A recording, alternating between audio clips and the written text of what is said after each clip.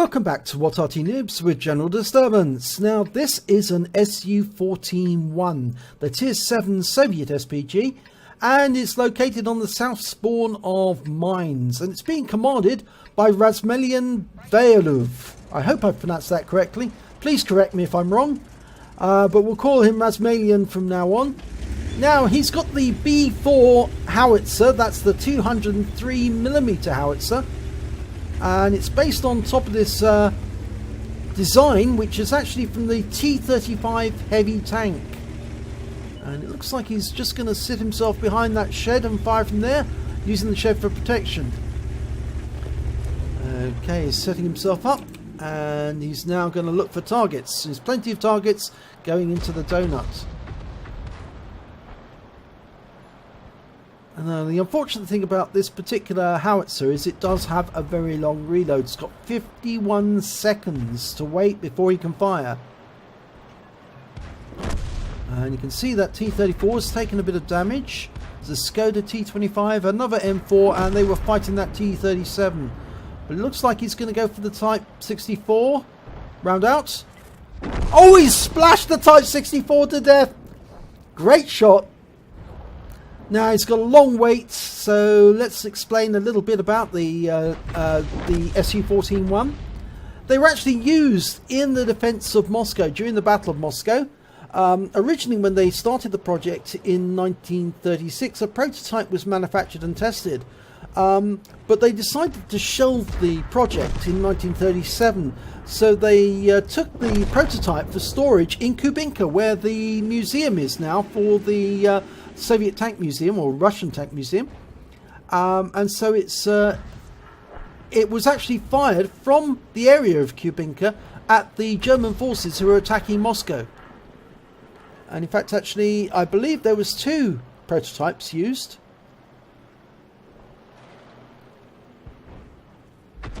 Okay, he's loaded, ready to go, but the target that I think he's aiming for is that E-25. And he's playing cat and mouse with the AMX 12-ton. Oh, that 12-ton's taking a very big risk. In fact, yep, he got a shell into that E-25. He's got an autoloader, but that E-25's got a very dangerous rapid-firing gun, and the 12-ton's gone down. Now, I think that Razmelian is waiting for that E-25 to come around the corner and start taking pot shots from that corner. Okay, he's indicating that corner and saying he's ready to fire. Now, the moment that E-25 pops up, he can take a shot at it. But we've lost sight of him. And the scores are still fairly even. But of course the team are having difficulty trying to get up onto the hill. The enemy has command of the donuts. I don't think that E-25 is going to appear. I think he's gone elsewhere. He may have left there, gone up onto the island, travelled north. Oh, there's a T-67 from the enemy team.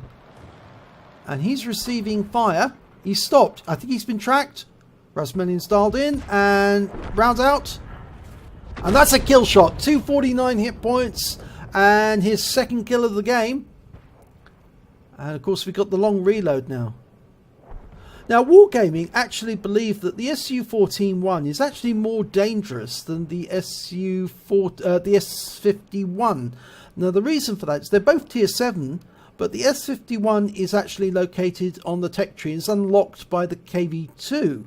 So people who play the S-51 generally do not know how to play Arty because they haven't played all the previous Soviet Arty behind that particular SPG.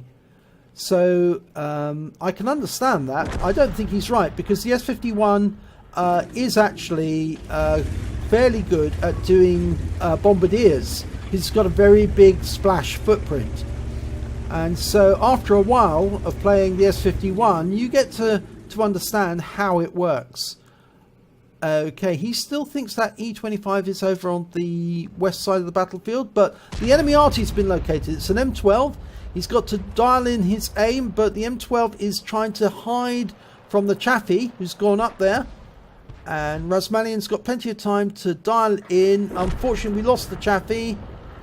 And the M12 is trying to move and round out. And that's a kill shot. He splashed him to death. And he's got the kill. We don't know how many hit points, but he's certainly taken the enemy Arty out the game. They're still down by 1 tank. No, scratch that. They're down by 2 now. The E25 has appeared. And he's actually coming up the little rise to the cat area. And there's a Hellcat defending in grid square J7. So Rasmalian is reloading, but he's getting ready for a shotgun on that Cromwell. He doesn't have to worry about counter battery. He does have to worry about that E25 coming up and the Cromwell, who's joined him at the cap area. Now, I'm not sure if he'd actually go around that corner and try and shotgun the Cromwell.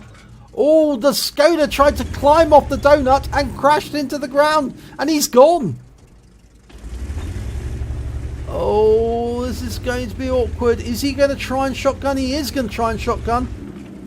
Dialing in the aim on the Cromwell. Oh, he gets a big hit. 241. But he's having to pull back behind cover. And there's no way he's going to reload before the enemy gets here. He's got 51 seconds to reload. And I think that's going to be an impossible task. The enemy is capping. He's got 2 in the cap. And yeah, the enemy is coming over here to try and kill him. Yep, the Cromwell's going to do it. Here he comes. And he's... Oh! Cromwell's rammed himself to death against the rear! So he picked up a kill! Oh, but he's taken out by the E25. The one he tried so long to kill, managed to claim his soul in the end. But that Cromwell gave Rasmalian another kill by ramming himself to death against the hull. Now, the thing is we know that the SU-14-1 is built on the T-35 heavy tank, and you can't ram a heavy tank, even in a medium, which with reduced health, you can't ram it. So that Cromwell driver actually gifted another kill to the Rasmalian.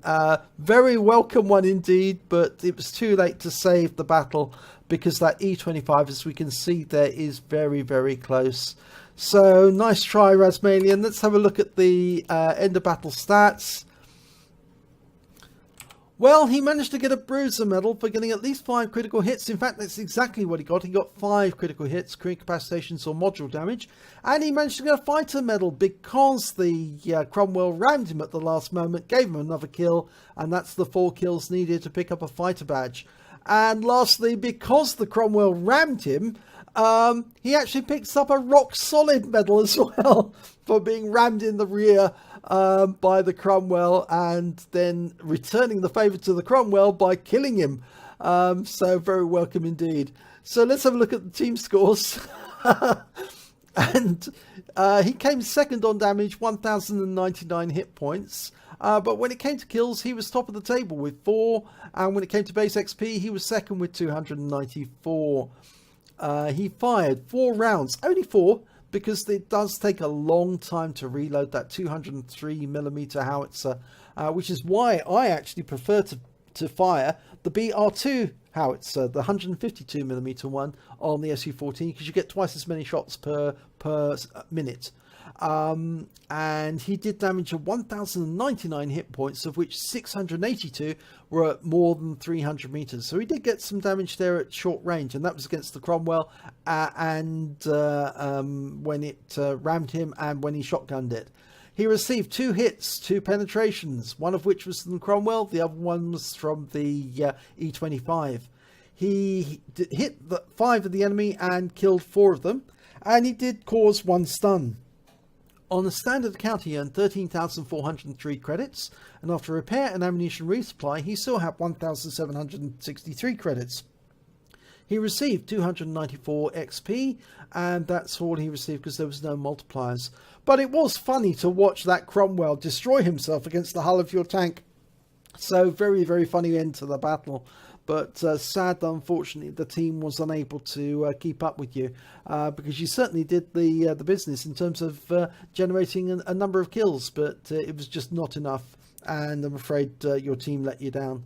So if you enjoyed this replay, please give it a like and do subscribe to our channel, and hopefully it'll be your replay that we'll be featuring in our next video.